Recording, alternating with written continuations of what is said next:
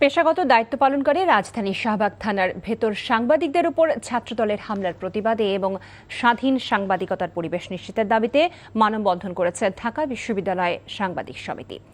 সকালে ঢাকা বিশ্ববিদ্যালয়ের অপরাজেয় বাংলার পাদদেশে এই মানববন্ধন অনুষ্ঠিত হয়। এতে ঢাকা সাংবাদিক ইউনিয়নের সভাপতি শহীদুল ইসলাম বলেন, গণমাধ্যমগুলো যখন সত্য প্রচারের পরিবর্তে শক্তির প্রচার করে, তখন সেই সমাজ, সেই রাষ্ট্র ফ্যাসিবাদের দিকে পা বাড়ায়।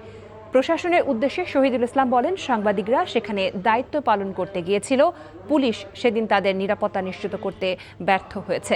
সাংবাদিক সমিতির নবনির্বাচিত সভাপতি মঞ্জুর হুসাইন মাহি বলেন, শাহবাগ থানায় ছাত্রদলের কিছু নেতাকর্মী পেশাগত দায়িত্ব পালনে বাধা দেয় তাদের এবং তাৎক্ষণিকভাবে এর প্রতিবাদ জানালে সাংবাদিকদের উপর হামলা চালায়। এতে অনেকেই আহত হয়।